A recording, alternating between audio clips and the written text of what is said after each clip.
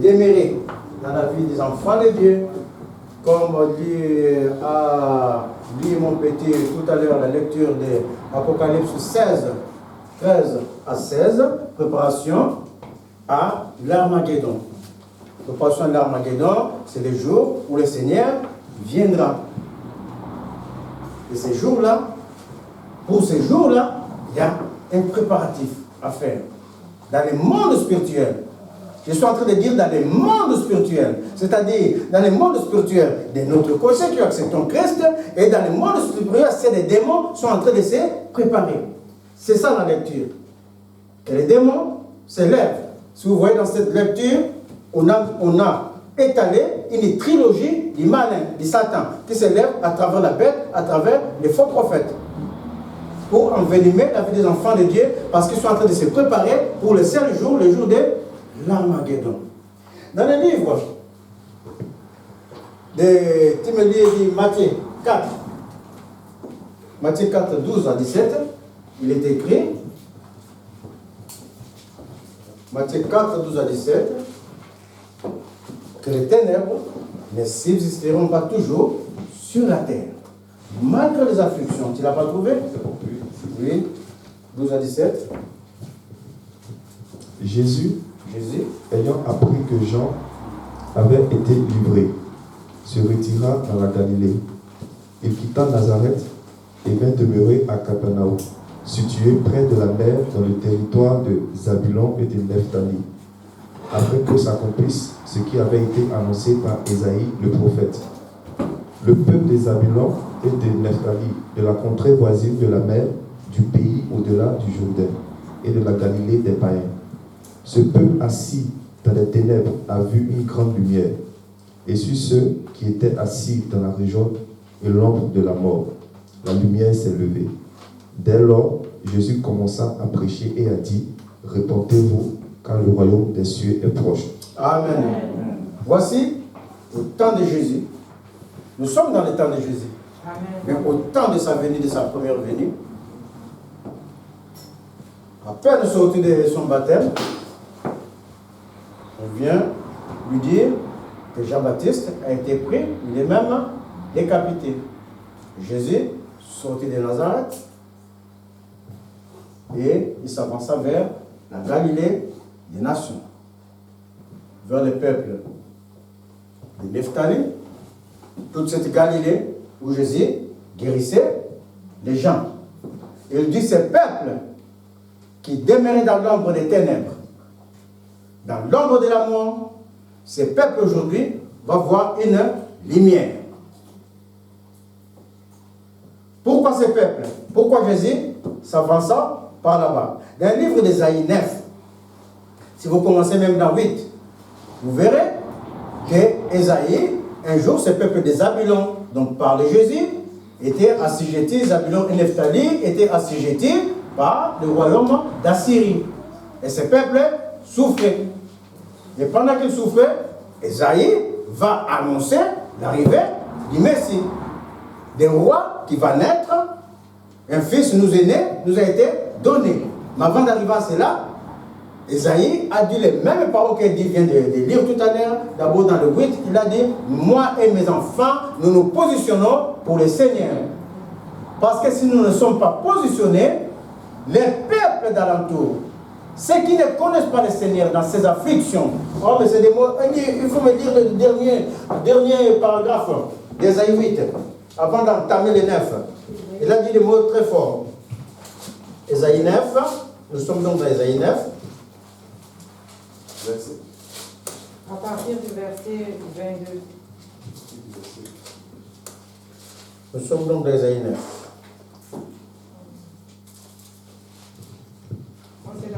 Et nous sommes dans 8, pardon, c'est moi qui... Nous sommes dans les 8. C'est que, voilà. Donc, attends, arrête. Nous sommes dans Ésaïe 8. Ésaïe dit, il commence dans le verset 18, « Voici, moi et les enfants que l'Éternel m'a donnés, nous sommes des signes et des présages en Israël, de la part de l'Éternel, des armées qui habitent sur la montagne de Sion. Et si l'on vous dit, consultez ce qui évoque les morts, qui prédit l'avenir, qui pousse des sifflements, répondez, un peuple ne consultera-t-il pas son Dieu? s'adressera tout le monde en faveur des vivants.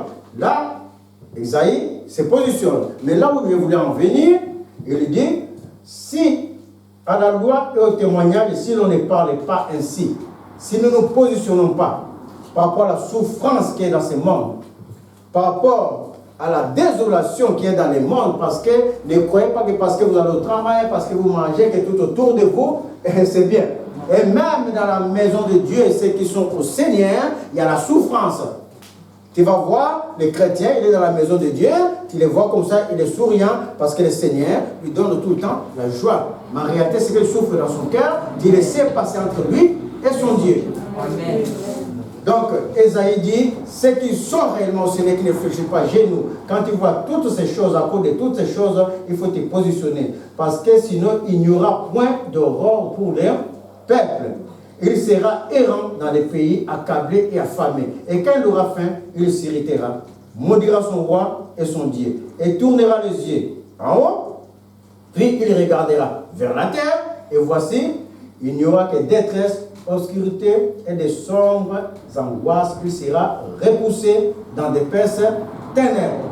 Parce que nous qui devons donner l'espérance, si on ne se positionne pas, si on s'adapte à ces mondes qui ne connaissent pas le Seigneur, qui vivent à leur façon, qui s'enchaînent eux-mêmes, ces peuples-là s'enchaînera de plus en plus parce que le monde ne leur donnera rien comme salut. Alléluia. C'est ça que dit Esaïe. Après, il continue. Mais les ténèbres, dites avec moi, les ténèbres ne régnera pas toujours dans ma vie. Les ténèbres ne régneront pas toujours dans ma vie. La souffrance ne régnera pas toujours dans ma vie. Les obstacles ne régnera pas toujours dans ma vie. Il y a un temps pour tout ça, mes amis. Je suis en train de dire qu'il y a un temps pour toutes choses. Et à l'époque, Esaïe dit, mais les ténèbres ne régneront pas toujours sur la terre, où il y a maintenant des angoisses, comme à notre temps. Tout ce que nous sommes en train de vivre, tout ce que vous êtes en train de vivre personnellement dans votre vie. Oh, que je ne rentre pas dans ma grâce, oh, ceci et cela. Où il y a même des visitations nocturnes. Tout ça là, le Seigneur dit, c'est des œuvres des ténèbres. C'est comme si tu es dans l'ombre de la mort. Mais le Seigneur dit, les ténèbres, ces ténèbres-là ne subsisteront pas toujours dans ta vie. Alléluia. Parce qu'il y a un temps de fin, un temps pour d'autres choses. Il y a un commencement, il y a une fin. Il n'y a que le Seigneur qui demeure éternellement. Mais toute chose qui subsiste va finir. Aujourd'hui, nous allons l'arrêter dans le nom de Dieu. À la fois que nous avons, ça va s'arrêter dans le nom de Dieu. Merveilleux Seigneur. Et continue. Si les temps passés ont couvert de propre, si les temps passés vous ont couvert de propre, je suis en train de dire, les temps à venir vous couvriront de gloire. Amen. Car aujourd'hui, je suis en train de dire, la gloire de l'Éternel s'élève sur vous. Amen. La gloire de l'Éternel va s'élever sur vous. Saisissez cette gloire au nom de Jésus. Pendant que je suis en train de parler, je ne fais pas la théologie. Nous sommes en train de manifester la présence, la démonstration de l'Esprit de Dieu. Recevez cette gloire. Au nom de Jésus. Dites avec moi, pense fortement à ce que tu as dans le cœur, à ce qui te tourmente. Et tu diras, tu vas prononcer. Quand je vais dire toi, tu diras que c'est fini dans ma vie. Au nom de Jésus. Pensez fortement à ce qui est en train de te tourmenter, à ce que tu désires avoir, que tu n'arrives pas à voir. Que les méchants, dans le monde céleste, ils sont irrités. Parce que vous n'êtes pas sans savoir que ça n'a pas commencé aujourd'hui. Commencez à penser pendant que moi je parle, je libère la parole de vie. C'est la parole de vie qui va vous libérer. Voici un jour Daniel. On arrive dans Daniel 10. La parole fut lancée à Daniel qu'il y a une calamité qui va venir. Il y a une calamité, une souffrance atroce qui va venir. Oh Daniel. La parole fut libérée à Daniel. Et qu'est-ce que Daniel a fait quand la parole fut libérée? Daniel s'est mis en gêne. Pensez pendant que vous écoutez, vous pensez. Multipliez vos capacités. Vous écoutez et vous pensez à ce que vous désirez. Dans le livre de Daniel 10, il est écrit, la 3e année de Cyrus, roi des Perses, une parole fut révélée à Daniel, qu'on nommait Belshazzar. Cette parole qui est véritable annonce une grande calamité. Mais Daniel fut attentif à cette parole et eut l'intelligence de la vision. À ce temps-là, moi Daniel, je fus 3 semaines dans les deuils, c'est-à-dire dans les jeûnes. Je n'ai mangé aucun mets délicat. Il n'entra dans ma bouche ni viande ni vin dans ma bouche. Je ne moignis point d'huile. Et à la fin de son jeûne, de la parole quand Daniel finit, et voici, j'arrive dans le verset 10, une main me toucha, sécua mes genoux et mes mains. Puis il me dit, Daniel, homme bien-aimé, sois attentif aux paroles que je vais te dire, et tiens-toi debout à la place où tu es, car je suis maintenant envoyé vers toi. Lorsqu'il m'eut ainsi parlé, je me tins debout en tremblant. Il me dit, Daniel, ne crains rien, car dès le premier jour où tu as eu à cœur de comprendre et de t'humilier devant ton Dieu, tes paroles ont été entendues. Et c'est à cause de tes paroles que je viens. Mais il y a eu une chose. Je suis en train de vous dire, vous pensez à ce qui vous tourmente. Le chef du royaume de Perse m'a résisté pendant 21 jours.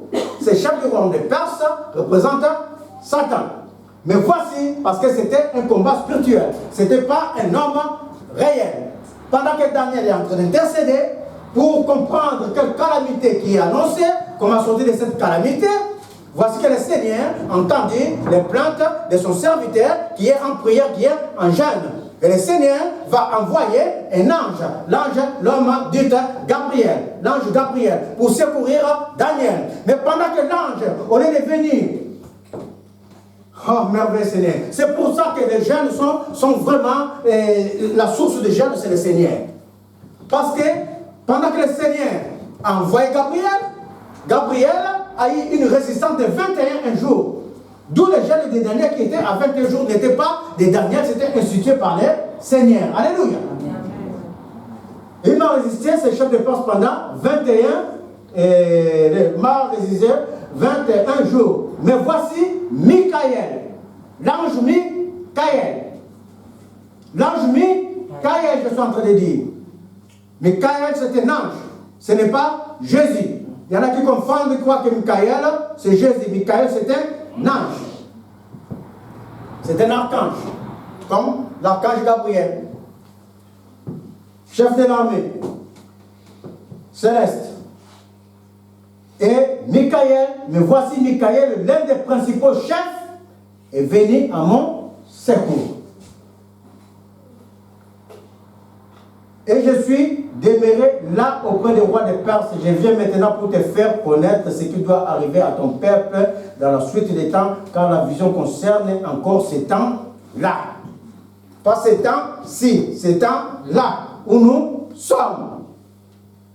Le monde des méchants, pendant que Daniel est en train de chercher la révélation à Dieu, pendant que Daniel est en train de chercher la solution vers le Seigneur, le monde des méchants, comme le livre d'Apocalypse que William dit tout à l'heure, la préparation, ils sont en train de créer des embrouilles, des afflictions, une lutte est en train de se faire dans le monde spirituel pour ne pas que tu rentres dans ta grâce, pour que tu restes toujours dans l'ombre de la mort, à tel point qu'il y a un autre archange qui va venir secourir l'archange Gabriel dans ce combat. Ça veut dire qu'il faut voir l'intensité du combat.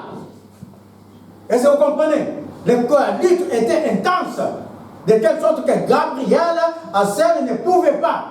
Il fallait que le chef de l'armée céleste, l'un des chefs, que le Seigneur a nommé l'archange Michel, qu'il vienne au secours de Gabriel, afin que la prière de Daniel soit entendue, soit exaucée. Est-ce que vous êtes en train de suivre? Ça veut dire que pendant que tu veux rentrer dans ta grâce, pendant que tu cherches quelque chose, il y a un combat spirituel qui n'est pas physique. Il n'y a rien de physique. Tout est dans le monde spirituel. Oh, dites avec moi, merveilleux Seigneur. Merveilleux Seigneur. Merveilleux Seigneur. Parce que ça suffit dans les temps des choses à venir. Dans les temps de l'ombre des choses à venir. Dans notre temps, dites encore merveilleux Seigneur. Car il est venu le Seigneur.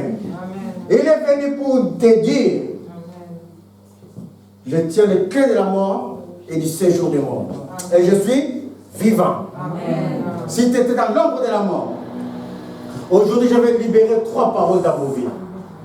Je vais sceller 3 paroles dans la vie de qui que ce soit à cet endroit aujourd'hui. Ces paroles-là vont demeurer avec vous. Ces paroles-là vont vous suivre. Amen. Tout ce que je suis en train de vous dire, amen, vous pensez à ce que vous désirez. Amen. Moi, je vais libérer seulement 3 paroles que le Seigneur m'a données, qui vont être fermes dans vos vies. Car le Seigneur était venu, le roi des rois, le Seigneur des seigneurs, le Dieu puissant. Lui qui n'aime pas qu'on touche à ses enfants. Il n'aime pas qu'on touche à ses enfants, mes chers amis.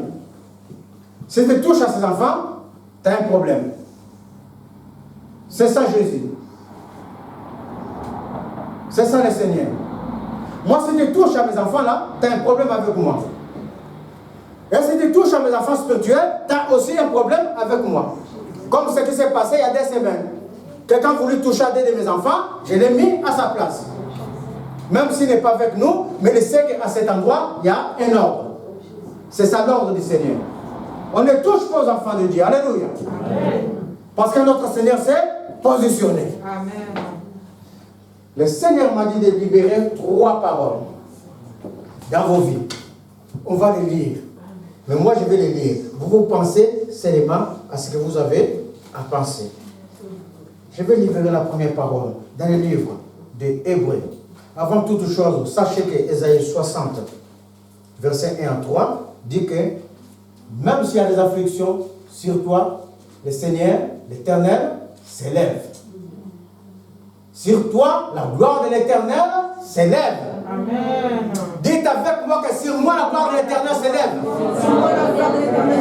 La gloire de l'Éternel est sur moi. Il ne peut pas être autrement. Je veux que vous ayez la conviction. Je veux que vous ayez la conviction. Sans la conviction, sans la foi, tu resteras toujours au même niveau. Je veux que vous ayez foi parce que notre Dieu, il est Dieu. Il est le seul Dieu. Alléluia. Le Seigneur m'a dit de libérer 3 paroles qui vont vous accompagner dans la vie. La première parole, je vais vous lire dans le livre des Hébreux que j'ai écrit, 2, 14 à 6. La première des paroles que je vais vous libérer, Hébreux 14 à 6, dit ceci. 14 à 16. Concentrez-vous. Ce que je vais libérer, c'est des paroles vivantes, que ces paroles s'imprègnent dans vos vies maintenant dans le nom de Jésus. Je prends autorité d'abord sur toute mauvaise interférence.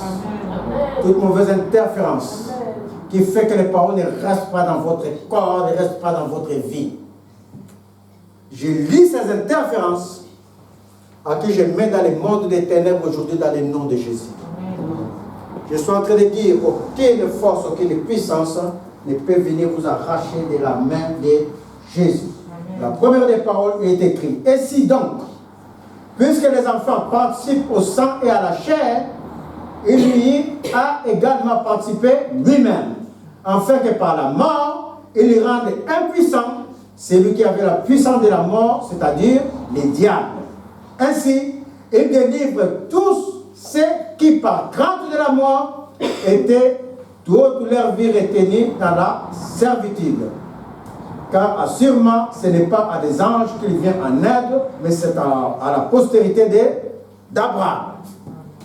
La première des paroles libérées dans votre vie, que je libère maintenant, la première des paroles que j'active dans votre vie, qui va s'activer dès aujourd'hui. Amen. Dès aujourd'hui, cette parole, je dis que ça s'active. Car je suis en train de dire qu'il y aura des témoignages à cet endroit. Que la gloire de l'Éternel s'élève sur vous. Je suis en train de dire que cette parole dit que le Seigneur, par l'œuvre de la croix, a rendu impuissant celui qui avait la puissance de la mort dans vos vies. Celui qui vous retenait dans l'ombre de la mort. Ainsi, par l'œuvre de la croix, il a rendu Satan, le diable, impuissant. Il vous a libéré de ses mains. Alléluia. Merveilleux Seigneur. Que cette parole demeure dans vos vies dans le nom de Jésus. Que le monde spirituel s'ouvre et que ces paroles soient écrites. Que ces paroles soient écrites. esprit, qu'elle est malin, que tout ce qui a généré des obstacles dans nos vies, des blocages, tout ce qui vous retient capté dans l'ombre de la mort, aujourd'hui je suis en train de dire, ton temps est fini. Tu n'as plus emprise sur elle dans le nom de Jésus. Merveille Seigneur. Recevez au nom de Jésus. La deuxième des paroles que le Seigneur m'a dit de libérer, Galates 3, verset 13.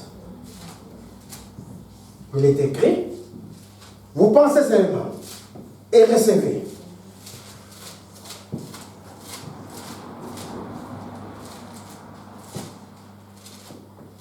Galates 3. Le Galates 3, il est là. Voilà, verset 16. Il est écrit. Pourquoi verset 16? C'est pas verset 16, je me suis trompé. Galates 3.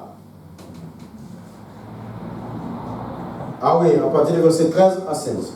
C'est moi qui m'ai dit. Christ nous a rachetés de la malédiction de la loi étant devenu malédiction pour nous. Car il est écrit, maudit est quiconque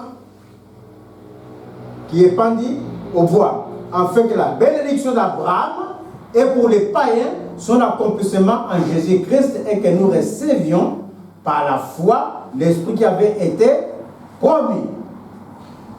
La deuxième des paroles dit que Christ, en allant sur la croix, puisque toi tu as donné le cœur à Christ, puisque toi tu crois en Jésus, puisque tu crois que Dieu le seul Dieu puissant, tu crois qu'il est parti dans la croix pour te sauver. Il a dit qu'à partant sur sa croix, la malédiction qui te poursuivait jusqu'à présent, que je suis en train de parler, les choses qui bloquaient ta vie, c'est que tu n'arrivais pas à voir la paix que tu n'avais pas. Le Christ, parce que cet esprit-là, ça s'appelle un esprit de malédiction. Le Christ, il dit aujourd'hui qu'il s'est fait malédiction pour toi sur la croix. Alléluia. De telle sorte que la malédiction qui était sur toi, cette malédiction revient à Christ à l'œuvre de la croix. Recevez la liberté au nom de Jésus. Recevez la liberté. Dites avec moi, malédiction c'est fini. Malédiction c'est fini. Blocage c'est fini. Blocage c'est fini. Tout ce qui était tourment dans ma vie c'est fini. Oh Christ fait une malédiction sur la croix. Merveilleux Seigneur. La troisième des paroles qui m'a dit de libérer, c'est dans le livre des Colossiens. Colossiens 2, 14 à 15. Ah, la gloire de Dieu descend sur vous aujourd'hui.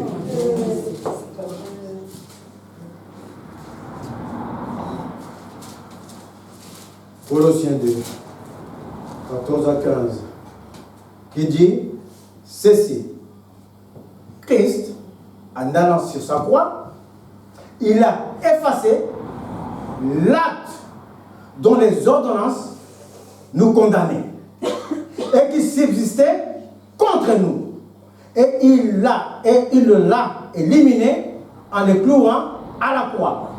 Il a dépouillé les dominations et les autorités et les a livrées publiquement en spectacle en triomphant d'elles par la croix. La troisième des paroles dit, il y a des actes, des ordonnances qui étaient rédigées contre nous autrefois par des gens méchants, des gens qui voulaient nous faire du mal, que ce soit familial ou non familial, mais il y a des actes qui ont été rédigés, des paroles de malédiction, des lancements de mauvais sorts. Mais Christ dit, toutes ces ordonnances qui étaient rédigées, oh, je les efface par la puissance du sang de Jésus. J'efface ça dans le sang de Jésus. Dites avec moi, je ne suis pas condamné. Je ne suis pas condamné. Oh, Christ m'a libéré. Il a effacé tout acte qui était rédigé contre moi par la puissance de son sang.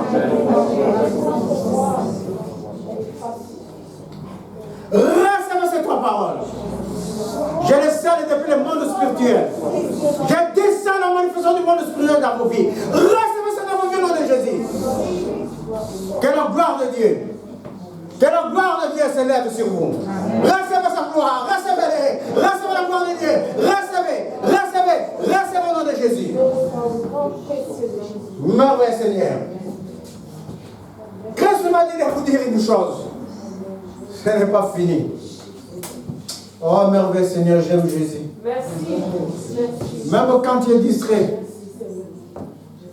Hier, je n'étais pas un homme à recevoir toutes ces révélations si ça venait d'un homme. Parce qu'hier, je peux vous dire que je n'étais pas en condition. Même quand je suis venu au salon jusqu'à 23h, j'avais froid, je suis allé dormir. Je me suis réveillé à 6h du matin. Mais moi, quand je dors toujours en bâti. Je dors sans dormir. Donc, je n'étais pas attentif. Mais le Seigneur, il sait à quel moment me parler. Quand même à 7 heures, je suis là, c'est en train de venir, c'est en train de venir. Christ m'a dit de vous dire une chose.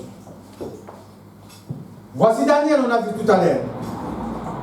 Dans les afflictions, qu'est-ce que Daniel a fait? Il est parti devant son Dieu, il est resté en jeûne et en prière. Vous connaissez l'histoire d'Esther. Quand ils étaient dans les afflictions, la reine Esther, restant en prière, fit gêner tout Israélite. Quand les apôtres étaient attaqués dans Acte 4, ils n'ont pas fait autre chose. Ils sont montés dans la chambre haute, informés les autres. Tous restèrent en prière et ces jours-là, la terre trembla. Le Saint-Esprit est descendu. Dans Daniel 9 que j'avais lu 10, mais dans 9, vous allez voir, il y a eu encore une autre affaire. Daniel s'était mis devant le Seigneur. Et quand Daniel s'est mis devant le Seigneur, qu'est-ce qui est arrivé à ce jour? La parole de Dieu fut libérée. Oh, ça c'est merveilleux. Ça c'est merveilleux. Oh, la Bible, j'aime bien ce livre. il y a des secrets et secrets. Quand tu te réveilles un matin, tu regardes, tant que tu tombes sur un autre. Tu crois connaître Mercedes et dis tu ne connais pas. Tu connais. À chaque jour, tant qu'il y a quelque chose qui arrive. C'est merveilleux. Et j'étais ce matin, j'ai fait Daniel, qui était dans mon cœur, et avant 10, je tombe sur 9. Je tombe sur Daniel 9.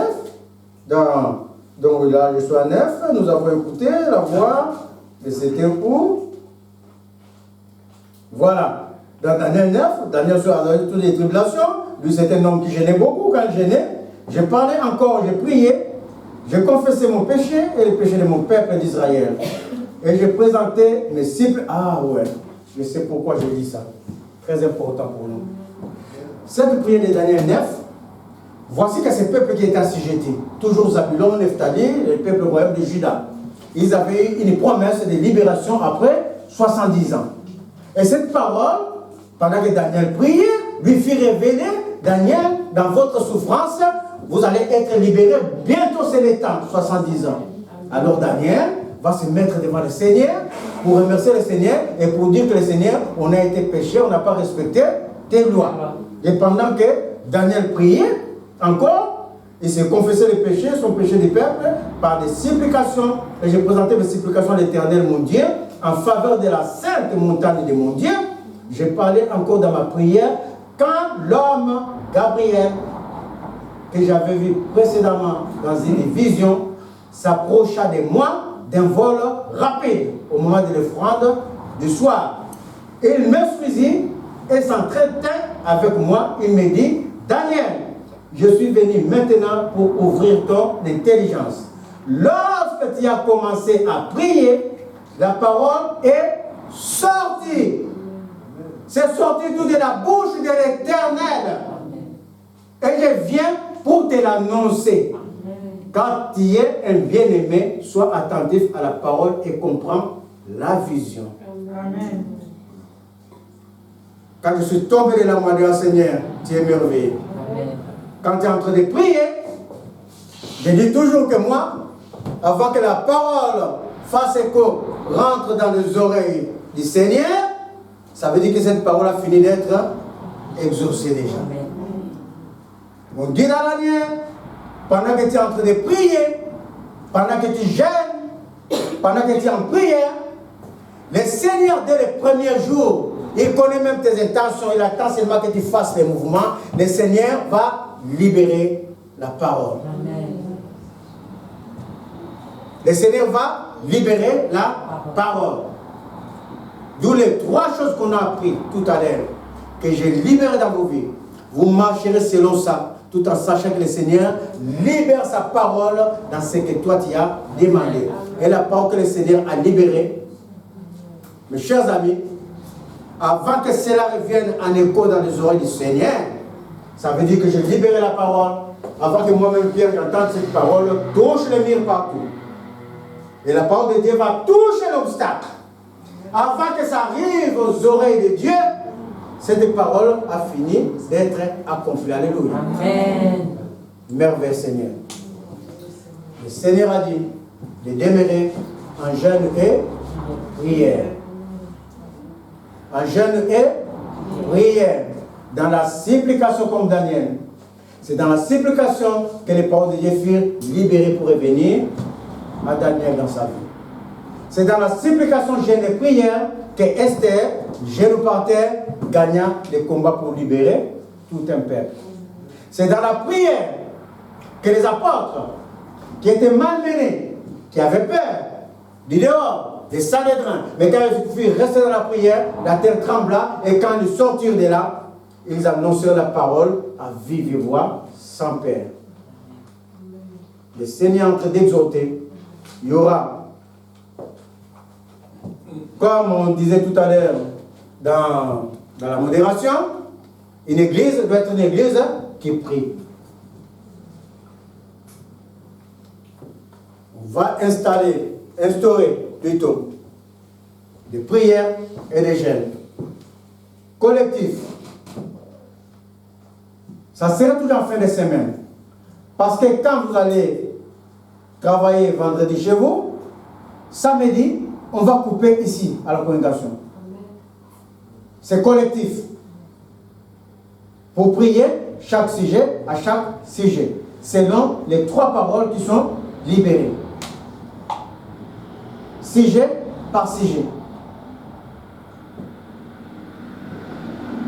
Ça va être instauré. On doit se lever dans la prière et toi-même, un homme de Dieu, ne mange pas toujours. Moi, je peux rester les jours comme ça, les soirs ils vont me dire, t'as pas faim? Les enfants, et papa, on ne te voit pas manger à quelle heure tu manges? Mais quand je vais manger aussi, je mange.